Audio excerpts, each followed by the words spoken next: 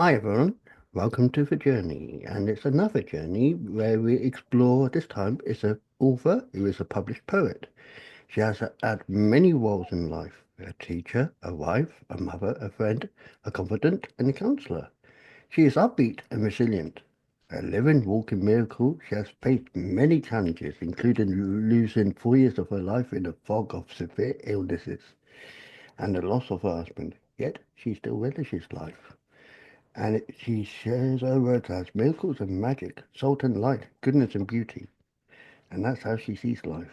But she's defied all odds and is regarded as a medical enigma, as she lives with various illnesses but is unable to be treated, as she's allergic to all medications. Her bubbly spirit and joy in life is infectious, and she sees every day as a miracle. I say no more, because I always say this when I interview people, it's about their journey, but it's Cyndee on the journey today. Hi, David. Hi, you welcome to the journey, and I always like to know about people's journeys in all kinds of life because you're unique as much as the next guest is going to be unique. But to start the journey, tell us what was your earliest memories that really pushed you into thinking where you are now. Um, well, I grew up and I actually live in a small country, and you grow up in a traditional mindset and environment. And what happens is that you kind of get pigeonholed, I guess you would say, in like you're supposed to do these things and that things. But I didn't think the same way. My mind never ran on, okay, this is proper, this is right, this is how I'm supposed to be. And I would always question things, even from a small age. I would always say, well, no, that isn't right. You're not supposed to do that or whatever. And then, like, I would get criticized. And they were all like, I come from a very large family. And I was always the one in trouble. And I was always the one who was being told, no, stop doing that. Don't say that. Don't act this way. But I would always, to me, is what felt right. And you can't tell me, you must always be honest with people. And then at the same time, when I am honest, then you're going to tell me that, you can't say that to people because, people would look at you different. I said, but how am I supposed to be honest if you're telling me don't be honest with people? How am I supposed to do things if you're telling me at the same time that that's not the right thing to do? So it's like, do what I say, but don't do as I do. Hmm. And as I grew older, like I was young, and like one of these stories in my book that I bring into contrast to show what I went through is that I was around 8 years old, and there was this blind person who lived around the area. And I was curious, and I was walking down the steps, and I closed my eyes to just know what it was like to be blind. Because, I mean, you're a child, you just want to know. And I fell and I got a scar. And I still have this scar on my head, actually. And everybody was like, why did you do that and stuff like that? That was so silly. Well, I Hmm. was going to say stupid, but actually, Hmm. I use nice words because that was not the language I got, right? But I'm just using nice words.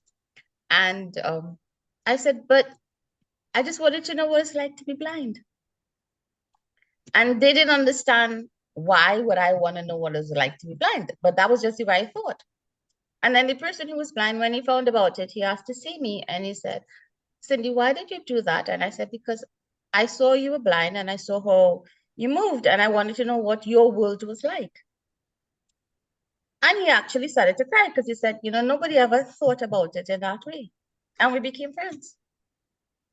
And it's just, I can.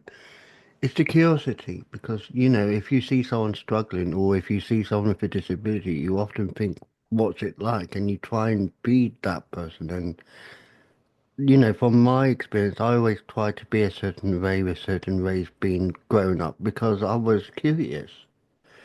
Now, not everyone would understand it, but it's part of growing up. It's part of understanding things. If you didn't get taught certain ways, like I didn't know certain elements of certain facts of life until I was much older, but I was always curious. Yeah, that's it. You see, I was always curious. And like I grew up in a multicultural society. So you knew a lot about different religions and different traditions from different people. And it was multiracial also in that, you interacted. But then in your religious perspective, sometimes it's like, yes, you can be friends with these people, you go to school with them, but that's on a social aspect. You're not allowed to like have a close relationship with people. You're not allowed to, read their different books because I read everything and I love reading. And I would read like the Bhagavad Gita because I grew up Hindu. I read the Quran, I read Buddhist books, I read about all different religions, whatever I could get my hands on, because my mind would run to like, everybody's talking about God. So why are we pigeonholing him? Mm. Why are we saying that, okay, God is great, but then at the same time you're saying, well, okay, but he only lives in this religion. But aren't all people equal? Yeah. So that is where I got into a lot of trouble because I would always ask very, very strange questions, and I would see things from, like I said, through my eyes. And that we all human, we all imperfectly human. We all know that. Mm. We all have flaws, we all have mistakes, we all have things going on in our lives. But as I grew up, it got to the point where I learned to just let everything go and said, listen, this is how I am. This is my thinking. And I like myself and I like how I think. And I want to remain me. And so sometimes, you get criticized. And the first thing we do is we say to ourselves, what did I do wrong? What is wrong with me? Because it always comes back to what is wrong with me. And then like, so I have this thing about lists, and that I would sit down, and I was about 16 years old, and I got criticized for something that I did. I helped somebody and I got criticized because I was in school. I wasn't supposed to climb. I wasn't supposed to do things and stuff like that. But I did it anyway because I Mm. helped somebody. And I sat down, and after all the criticism and all the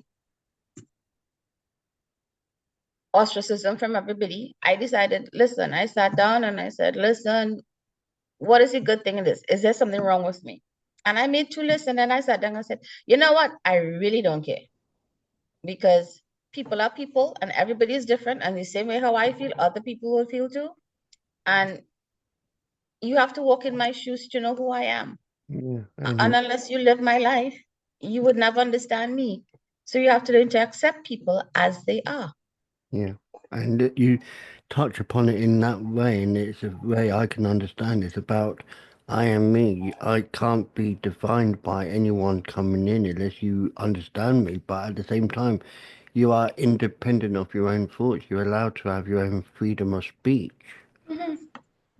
And Yeah. being silenced for so long, it will make, I'm not saying it will make you bitter intentionally, but it will make you resent certain aspects of life because of being treated so differently. Like you want to be yourself and want to express what you want, but they don't want to hear it. So you end up being resentful to that individual or to those group of people because you can't express it and you feel so uptight and emotional because it's built up so much. And that happens to like, that is part of life because sometimes you see people get so caught up in trying to fit in and, okay, this is how society is. This is how we're supposed to move. This is what you're supposed to do. You're supposed to join this group. You're supposed to be on social media. You're supposed to interact with these people. If you want to move up, you have to do these steps. And there are all these courses around that push you. And then, but you see, you never stop to ask yourself, what makes me feel content in me? Mm. What makes me feel fulfilled? Because you see, your joy can only be found in you. Your happiness can only be found in you.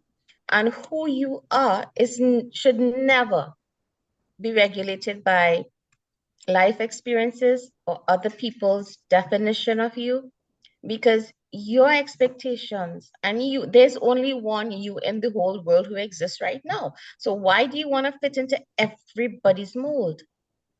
Yeah, and it's just you are you.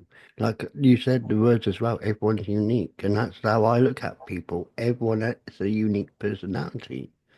Yes, you might have a person who looks like you, but they are not you. Even if they look like you know, you are your own person. And that's what people keep forgetting. Even if you do look alike, or in the same culture, or in the same family, everyone in that same family, same culture, whatever you want to word it as, everyone's different than each other. You don't have to be confined to being the one picture. And what you find is that, okay, a lot of us have identical life experiences. We might Mm, have, like the book, Grief is the Price You Pay for Love, talks about losing someone that you love. Now, but I also spoke in the book about the fact that it carries over to loss of any kind, whether it's a divorce, whether it's a relationship, whether it's a pet, whether it's a sibling, whether it's you have to move from one place to the other. That is a loss also. And we all have similar life experiences. Sometimes it may be identical. We all might have lost a parent. Remember, with COVID, a lot of people lost relatives and close people. But how we respond to loss is personal. It is individual. mm, So I can't tell you, okay, this is how your loss is gonna go. It's gonna follow these steps, and this is what you have to do, and you'll get better. I can't give you a magical wand to tell you, okay, this is your grief, this is your loss. And if you do X, Y, and Z, and you think this way, or you write this down, it's going to magically disappear because grief and loss remains with you for as long as you live. mm. And it's about how you handle it in your own way to make it a better way. Because, like, I understand about grief, and you understand about grief in your own way. But when I lost my grandparents, they died within, I forgot how many years apart. I think it was like 7, 8 years. I forgot exactly. So excuse me for being shorter than that thinking. But I know my grandfather passed in 2005, so 7 years. So, Mhm. because she died in 2012. But in those 7 years, between the gap between my grandfather passing and my grandmother passing, I saw how my grandmother felt after he passed away, my grandfather, and it's like a shock. Now, I both miss him. I both, because I was there present when my grandfather passed on. I wasn't there when my grandmother passed on, but I remember her words, what she told me at the beginning of that week that, was her last week on Earth. And she said, I haven't got much time. I'm not going to be here much longer. And I just laughed it off because I said, nah, I understood about death. Don't get me wrong. I know about death because of my grandfather. Yeah, the thing is, that's what happened. You see, nobody's prepared for somebody to die. Even though somebody may have an illness, because look, in my case, I have had Well, I was diagnosed with lupus and everything else in 2010. And for 4 years, like the book says, I lost 4 years of my life.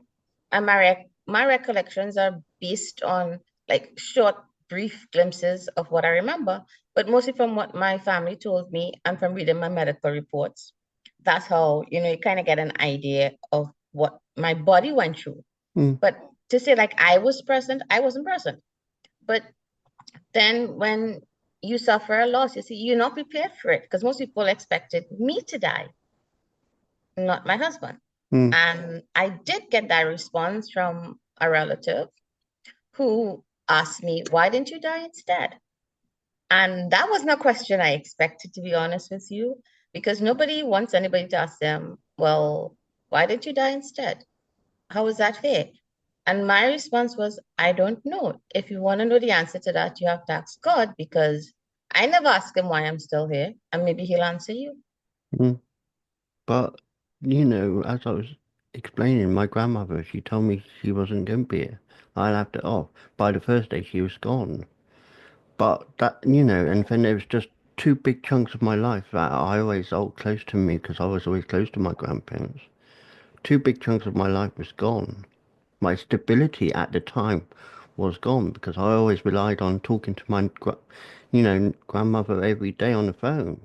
But I was even there, every day after even my grandfather died. I was on the phone to her every day just to make sure she was okay.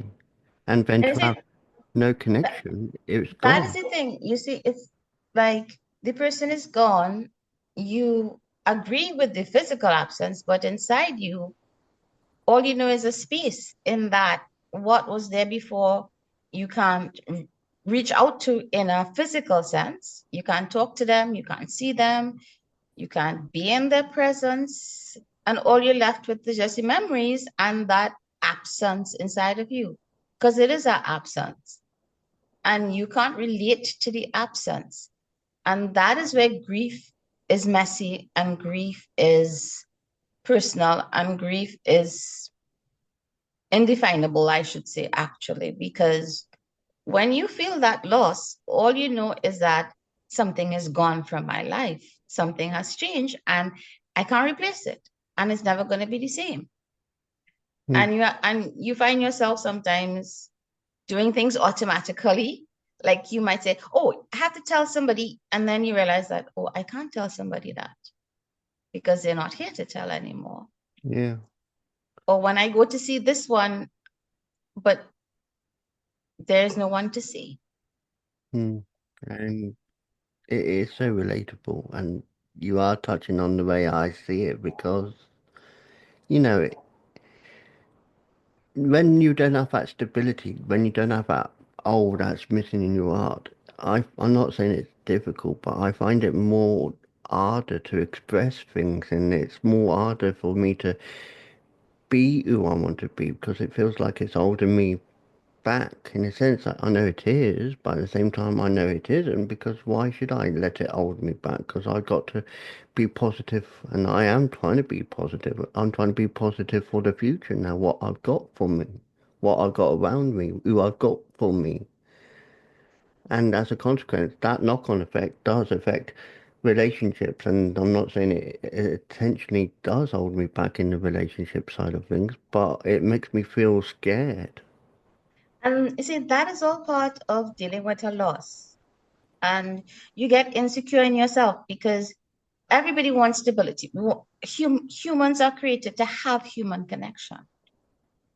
And when that, what I call your source then of your stability and who in your mind you related to, like being kind of like your center, the people or the position you had or the relationship you had that you focused on, and you saw this as a constant in your life, and you saw this as this is kind of like my foundation. If anything happens, like I can always talk to this person, I could get love, and you do feel that.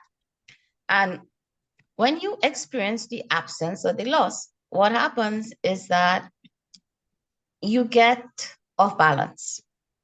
And that kind of spins into every area of your life. It's not just that person missing. It's like everything in your life seems scattered now.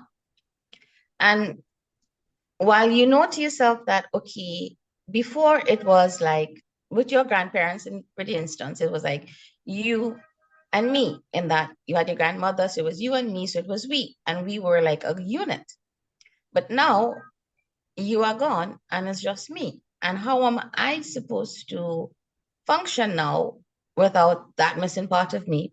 I know I am still here, and I know that I have more in life to get, and I'm not, and I know I have a future, and I know that because I'm here today, it means I'm still present. But I want to hold on to what was gone, and I feel that emptiness in me, and I think to myself, well, how am I going to do it? Because this was the person who, or this was where I worked before and I lost my job, or this was what I relied on and now it's gone. So, I mean, I have no idea what to do. I mean, and you kind of find yourself spiraling into this cycle of poor me. Why did this have to happen to me? Because you do get angry at yourself, and you do get angry at what is missing in your life because you said, well, I didn't expect it to happen. Why did this have in your case? Why did my grandfather die? And why did my grandmother have to die so soon and things like that? This wasn't fair.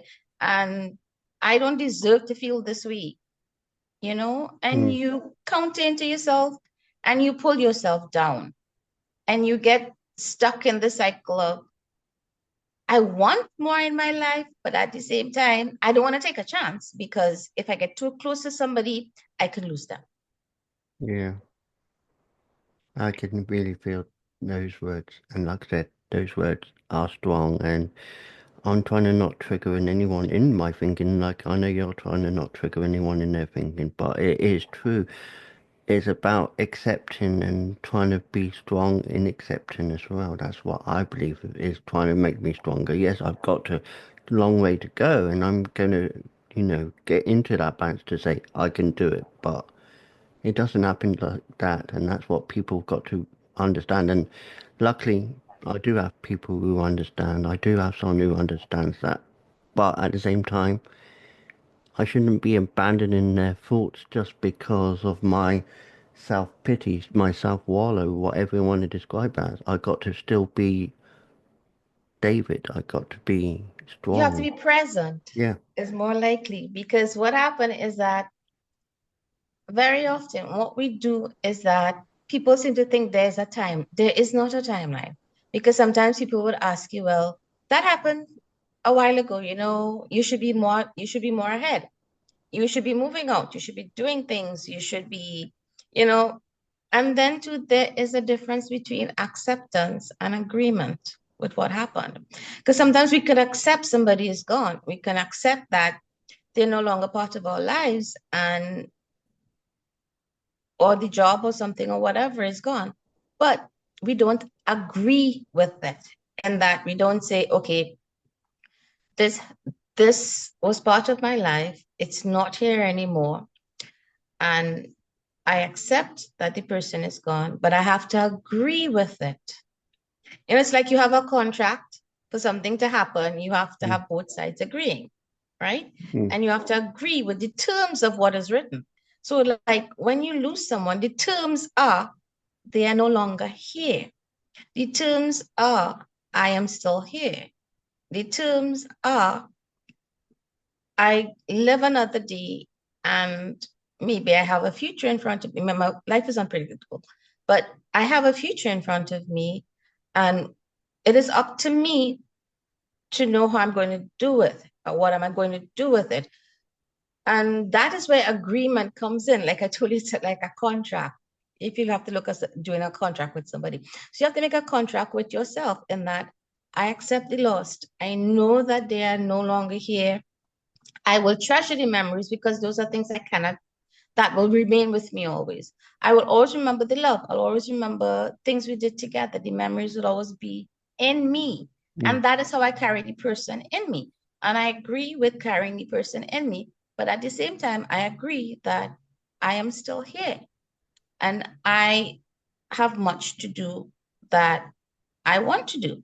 And if I have people in my life, I have to be present for them also because I'm going to be shortchanging myself. I'm shortchanging them also.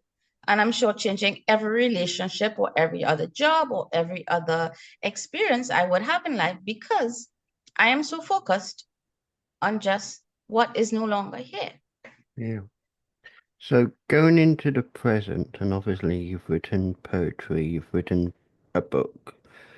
Do you feel like your books are reflective of how you've coped with life events over the years, or is it just generally what came into your mind? It is reflective of what I've been through over the years and how I've learned to cope because in the book, I wrote about the steps that I had to take and how I had to look at myself because it is raw, it is dealing with yourself, and it is very real because I wrote how I feel, and that's the only way I can actually write. And like I did get responses from people who read the book and like people left reviews on Amazon and things like that. But like personal people who read and knew me personally and they called and stuff and they said, I can't believe that this is exactly how I feel. You are saying exactly what is going on in me. And I didn't think anybody really understood. And reading your words, I realized that, you know, you understand and you are going through the same thing. And it's comforting to me to know that it's not wrong and that there's nothing wrong with me for still be feeling this after 4 years or 5 years or 7 years, to still be feeling this way and to still, carry this in me. And then I explained, I said, listen, what we do is when we grieve and we and we feel the absence of someone and we know that loss, when we kind of learn to manage, because I don't think we ever heal from grief or from loss. I would tell everybody that. And I know a lot of people would disagree with me and said, yes, you do heal or whatever, but I am in it and I can talk. For me, I don't think you really heal from it. You learn to manage and live with the grief and the loss. And then you have to learn to create space. And when I say create space, I mean that you carry that grief and that loss in you because that person was part of your life. That experience, whether it was a job loss or moving to another place, was part of your life. It will always be in your memories. You can't erase it. But what you can do is you can remember all the things and cherish all the nice memories you have. And that will always stay in the same place. And you can look out and say, okay, now I am here, but how do I honor that memory? And how do I honor myself? Yeah. And you learn to look outside yourself and say, okay, well, I want to do this, and this is what I think I can do. I think this is my calling. I think I can help people understand, better about loss and stuff like that. I can uplift somebody, give comfort to somebody else. I can probably guide people and let them know that they're not alone. Or you can say, okay, like I always wanted to like do something, you can expand yourself and try. Now, because you are creating space doesn't mean that you are negating what your loss was.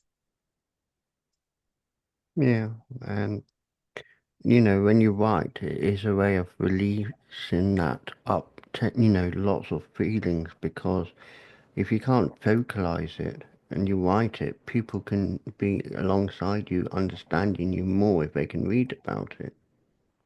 And that's what I did because like I didn't expect a lot of people to tell me, well, this book touched home with me and that they love the poetry in the book because it said exactly about things that you go through. Because when you suffer a loss of any kind, remember your mind is like a library and there are books stored in it of all Mm. your experiences. And when something happens, all the rest of books that are related to it come stumbling down. And that, okay, I suffered a loss, but then you remember all the times that other people left you, or you lost friendships, or you lost other things.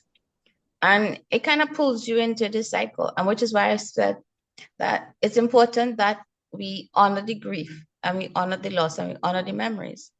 But it's also important to not begin to go down into the pit of wallowing because there's a difference between feeling a loss and to start wallowing. And people after a while, when you keep hopping on it or whatever, and you always carry this attitude of, I suffered this great loss and this is what happened in my life.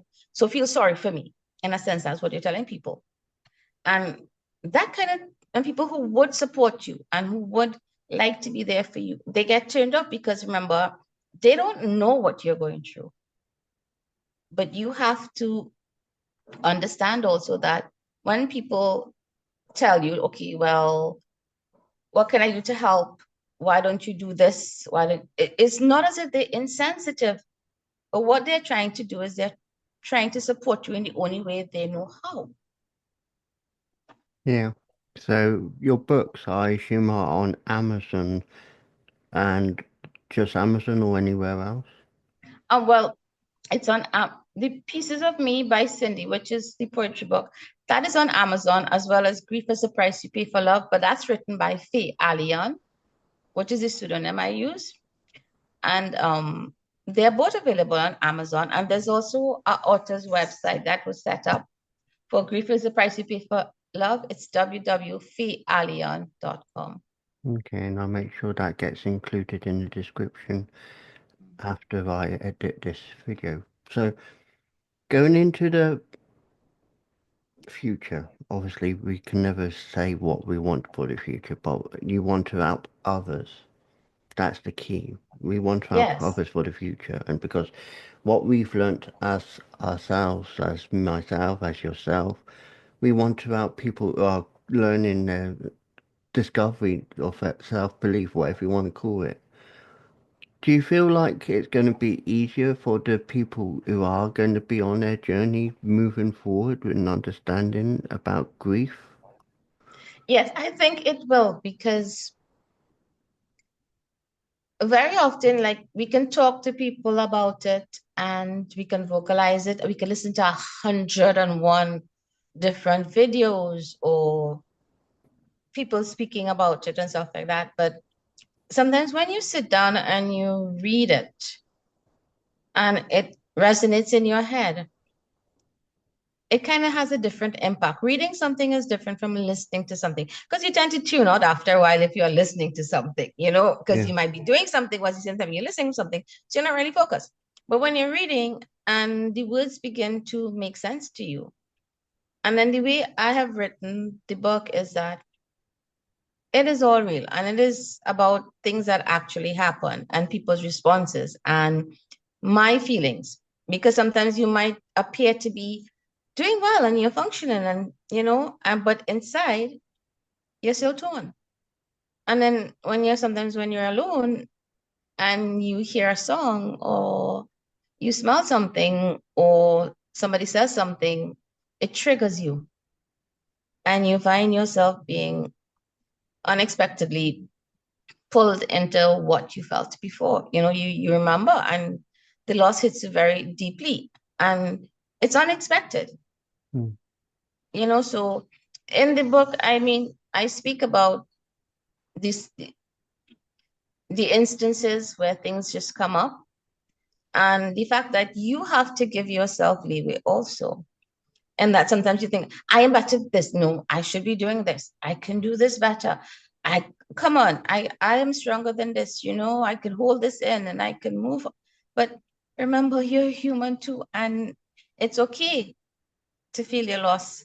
It's okay to deal with the grief and to feel emotions and to cry and to be angry and to deny. And you see, what we do is when we try to push it down, it's like we're going into denial and we're denying ourselves and we're also denying the memory of that person and what impact they had on our lives yeah, and what we got from them, because you do get something, but it's a job. You do get something in that you had a connection to other people, income or whatever. But whenever you suffer a loss and you try to see it as I'm stronger than this, I can do this, and try to put it on the side, you are denying the impact it had on your life because that was part of your life.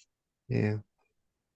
So to end this interview, have you got your poetry book with you now? Yeah, I do. Um, would you like to share a little sample for people to hear to end on, and obviously to get people to get your book if want to, and it's me giving you the free space to promote your book. I want you to Okay. promote your book by sharing something that you think will resonate with listeners. All right, I will. Thank you. Life is about moments when the impossible comes into existence. It's about taking a chance in one moment and discovering the gifts that are present. It's about more than just breathing and routine, but learning to live life not just in your dreams.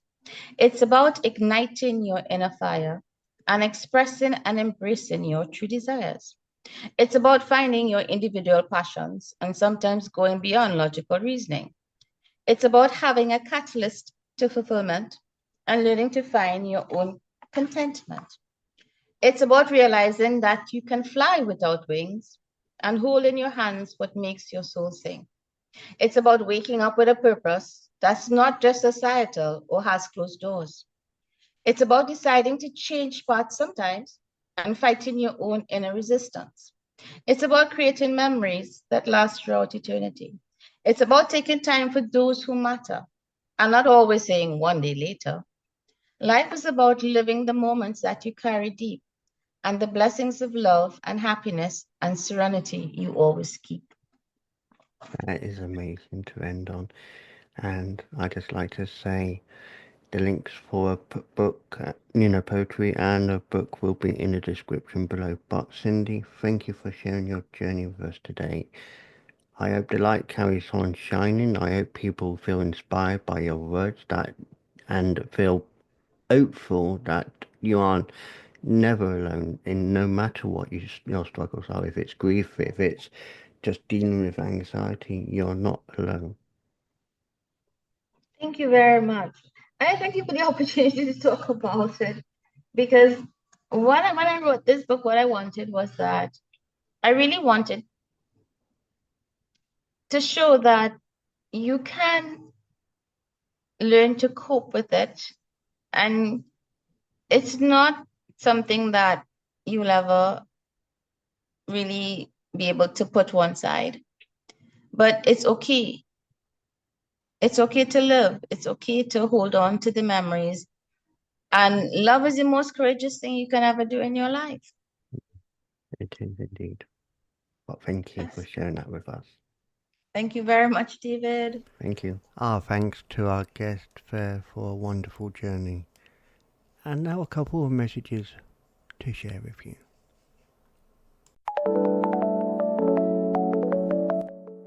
Hello, I am Ammie Harrison. I'm the author of the book Feline Warrior Part 1 and Part 2, a fictional story that is written in a poetic format that is based on real-life events that could happen to anyone and intended only for relatable purposes.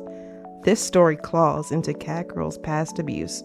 Catgirl is human and part feline, but truly a warrior who can handle anything because she is strong and fierce. She has been taken advantage of for far too long. Join her on her journey as she reaches freedom. Here are some poems from Feline Warrior. Tears flow. I no longer know what to do. I am no longer who I once was, and it is because I made a choice to use my voice, and that is okay, because what I had to say was true, unlike me and you. Now I see. I am free. I am me. I am Catgirl. Ultimately, be you. Always stay true. Do what you want to do, because every day is made new. If you want to read more, visit the link in the description. Meow at you later. Music by Erica R. from Pixar Bay. By Tim Parsons. The narrator is Kate Barton. Director and producer, Darren Street. Tim Parsons would like to thank family and friends for their support with the paramedic Chris venture. The series is dedicated to the memory of his father, Reverend David Parsons. Copyright Tim Parsons 2020, all rights reserved. Unauthorized use, copying or sharing of this audiobook is strictly prohibited. This has been a Voice Reel studio production for Tim Parsons. Oh, good afternoon, everyone. I've just been listening to the Paramedic Chris children's books on audio again, and I've just love it because they've given a tribute in one of them to my dad as well, who passed away a few years ago. I love audio books, and it's great to walk around, and it's great to sit at the computer, if you're out jogging or wherever, to listen to them as well. All 4 of the Paramedic Chris children's books are available on audio book from Amazon. Go and take a listen to them. You won't be disappointed. You'll hear what happens when a community pulls together and supports one another. The best thing is to pop over to my website, paramedicchriskidsbooks.org, and you'll see the links on the shop page. Keep safe, everyone, and thank you for being you.